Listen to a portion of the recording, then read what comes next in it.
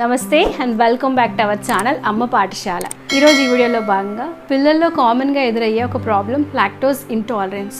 అసలు ఇది ఎందుకు వస్తుంది, పిల్లల్లో ఇది వచ్చినప్పుడు సింటమ్స్ ఎలా ఉంటాయి, వన్స్ బేబీకి లాక్టోస్ ఇంటాలరెన్స్ వచ్చాక ఎలాంటి రెమెడీస్ ఫాలో అవ్వాల్సి ఉంటుంది, ఎప్పుడు డాక్టర్ని కన్సల్ట్ చేయాల్సి ఉంటుందో కంప్లీట్ నా పర్సనల్ ఎక్స్పీరియన్స్ని కూడా మీతో షేర్ చేసుకోబోతున్నాను. ఎందుకంటే నేను నా బేబీకి బ్రెస్ట్ ఫీడింగ్ ఇచ్చేటప్పుడు మా పాపకి లాక్టోస్ ఇంటాలరెన్స్ వచ్చిందండి. సో నేను దాన్ని ఎలా ఓవర్కమ్ చేశాను, ఎలాంటి టిప్స్ ఫాలో అయ్యాను, నా పర్సనల్ ఎక్స్పీరియన్స్ సహా ఈ వీడియోని మీతో షేర్ చేసుకోబోతున్నాను. సో వీడియో చాలా ఇన్ఫర్మేటివ్గా ఉండబోతుంది, మదర్స్ అందరికీ డెఫినెట్గా యూజ్ అవుతుంది. ఏ పాయింట్ మిస్ అవ్వకుండా వరకు వాచ్ చేసేయండి. వీడియోలోకి వెళ్ళే ముందు ఇలాంటి మరెన్నో బేబీ కేర్ వీడియోస్ కోసం, మదర్ కేర్ వీడియోస్ కోసం, మరెన్నో ఇంట్రెస్టింగ్ బ్లాగ్స్ కోసం కూడా తప్పకుండా మన ఛానల్ని రెడ్ కలర్ సబ్స్క్రైబ్ బటన్ మీద క్లిక్ చేసి సబ్స్క్రైబ్ చేసుకొని పక్కన వచ్చిన గంట సింబల్ ఆల్ ఆప్షన్ కూడా సెలెక్ట్ చేయడం మర్చిపోకండి. లాక్టోస్ ఇంటాలరెన్స్ అనేది కామన్గా పిల్లల్లో వచ్చే ఒక డైజెషన్ ప్రాబ్లం అండి. జనరల్గా పాలలో షుగర్ ఉంటుంది కదా, ఆ షుగర్ని అదిగించుకోలేకపోవడాన్ని మనం లాక్టోస్ ఇంటాలరెన్స్ అంటాం అన్నమాట. ఈ లాక్టోస్ ఇంటాలరెన్స్లో మనకి బేసిక్గా 2 టైప్స్ ఉంటాయి. ప్రైమరీ లాక్టోస్ ఇంటాలరెన్స్, ఇందులో ఏంటంటే ఇది చాలా రేర్ అనమాట.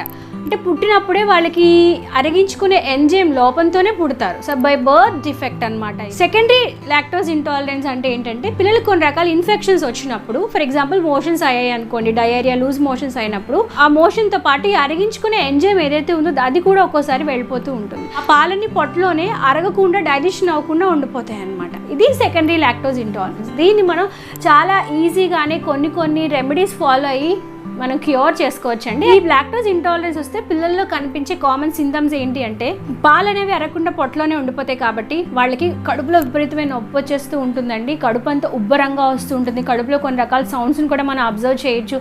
పాలు ఇలా పెట్టగానే వెంటనే మోషన్స్ వచ్చేస్తాయి అనమాట. మోషన్స్ కూడా లూజ్ మోషన్స్ అనమాట. అంటే పాలు అనేవి అరగకుండా ఉంటాయి కదా పొట్టలో, దానివల్ల వాళ్ళకి చిరాకుగా ఉంటుంది, విసుగ్గా ఉంటుంది, బాగా ఏడుస్తూ ఉంటారు, వామిటింగ్స్ కూడా అయిపోతూ ఉంటాయి అనమాట. ఇలాగా పాలు అనే వాళ్ళు అరగకుండా ఉండటం వల్ల వాళ్ళలో ఎదుగుదల లోపం కూడా ఉంటుందండి. వెయిట్ గెయిన్ కూడా ఉండదు, నీరసంగా ఉంటారు, న్యూట్రిషన్ లోపం కూడా వాళ్ళలో మనం అబ్జర్వ్ చేస్తూ ఉంటాం. లాక్టోస్ ఇంటాలరెన్స్ వచ్చినప్పుడు ఫాలో అవ్వాల్సిన రెమెడీస్ ఏంటో మనం చూద్దాం.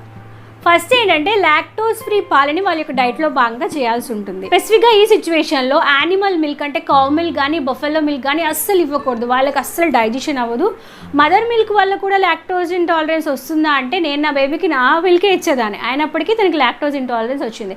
సో మదర్ మిల్క్ వల్ల కూడా వచ్చే ఛాన్సెస్ అనేది ఉంటుంది. కాబట్టి అటువంటి సిచ్యువేషన్లో లాక్టోస్ ఫ్రీ ఫార్ములాని మనం బేబీకి ఇంట్రడ్యూస్ చేయాల్సి ఉంటుంది. డెక్సోలాక్ ఫార్ములా పౌడర్ అనుకోండి, అన్ని సిచ్యువేషన్లో బేబీస్కి బాగా సెట్ అవుతుంది. అంటే లాక్టోస్ ఇంటాలరెన్స్ ఉన్నప్పుడే కాకుండా మదర్ బేబీకి దూరంగా ఉన్నప్పుడు, వర్కింగ్ ఉమెన్ అయి ఉండి పిల్లలకి పాలిచ్చే సిచ్యువేషన్ లేనప్పుడు, తల్లి దగ్గర సఫిషియంట్ మిల్క్ లేనప్పుడు కూడా మనం యొక్క ఫార్ములా మిల్క్ని బేబీ యొక్క డైట్లో భాగంగా చేయొచ్చు. అఫ్ కోర్స్ మదర్ మిల్క్ అనేది నేచర్లోనే ద బెస్ట్, పిల్లలకి అమృతంతో సమానం అయినప్పటికీ కొన్ని సర్టెన్ సిచ్యువేషన్లో మనం ఫార్ములా మిల్క్ని బేబీకి ఇవ్వచ్చండి.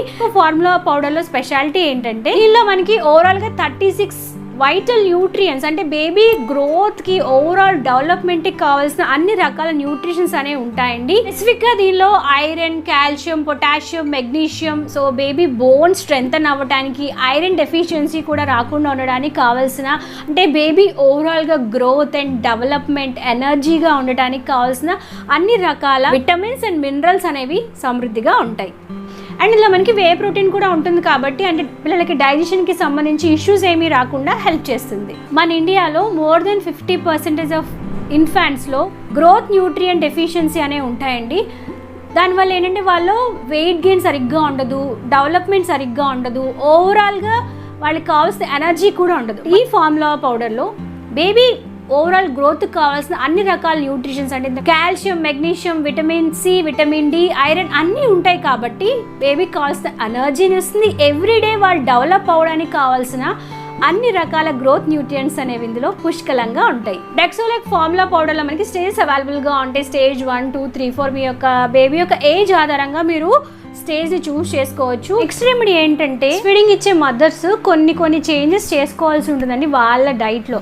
స్పెసిఫిక్గా నా బేబీకి నేను నా పాలు ఇచ్చేదాన్ని 6 months అప్పుడు, తనకి లాక్టోస్ ఇంటాలరెన్స్ వచ్చి నా పాలు పెట్టగానే మోషన్స్ అనమాట, లూజ్ మోషన్స్. ట్యాప్ ఇప్పితే ఎలా అయితే వాటర్ వచ్చేస్తాయో అలాగా మోషన్స్ అయిపోతూ ఉండేవి, వామిటింగ్ కూడా చేసేస్తూ ఉండేది అనమాట. అటువంటి సిచ్యువేషన్లో డాక్టర్ నాకు ఏం చెప్పారంటే నన్ను పాలు తాగడం మానేయమన్నారు. అలాగే డైరీ ప్రోడక్ట్స్ అంటే పన్నీరు, చీజ్ అటువంటివి కూడా అస్సలు తినొద్దు అన్నారు. ఎక్కువ రోజులు కాదు, ఒక 6 to 8 వీక్స్ వరకు తినొద్దు అన్నారు. అప్పుడు ఏం చేసేదానంటే ఒక ఫీడ్ ఫార్ములా మిల్క్ ఇచ్చేదాన్ని, ఒక ఫీడ్ నార్ ఇచ్చేదాన్ని. దాంతోపాటు నాకు కొన్ని రకాల మెడిసిన్స్ కూడా ప్రిస్క్రైబ్ చేశారు. సో ఆ మెడిసిన్స్ డాక్టర్ చెప్పినట్టు వాడేదాన్ని అనమాట. సో అలానే ఒక 6 to 8 వీక్స్ ఫాలో అయ్యాను. తర్వాత నా బేబీకి నార్మల్గా కంటిన్యూగా నా మిల్కే ఇచ్చేదాన్ని అనమాట. సో ఇలాగా పిల్లలు లాక్టోస్ ఇంటాలరెన్స్ వచ్చినప్పుడు డోంట్ బి ప్యానిక్ అండి. సో నేను కూడా కంగారు పడిపోయాను. బట్ ఒక 6 to 8 వీక్స్ తర్వాత అంతా నార్మల్ అయిపోయింది అనమాట. ఇదండి పిల్లల్లో కామన్గా వచ్చే లాక్టోస్ ఇంటాలరెన్స్కి సంబంధించి ఇన్ఫర్మేషన్. ఇంకా ఈ టాపిక్కి సంబంధించి మీకు ఇంకేమైనా డౌట్స్ ఉంటే నాకు ఈ వీడియో కింద కమెంట్ సెక్షన్లో అడగండి. ఖచ్చితంగా మీకు డౌట్స్ అన్నిటిని నాకు తెలిస్తే రిప్లై ఇవ్వడానికి ట్రై చేస్తాను. Thank you for watching this video. మళ్ళీ నెక్స్ట్ వీడియోలో మరొక ఇన్ఫర్మేషన్ లేదా కలెక్షన్తో మిమ్మల్ని అందరినీ కలుసుకుంటాను. అందరికీ సెలవు, నమస్కారం. Stay healthy, stay happy, stay hygienic. Bye.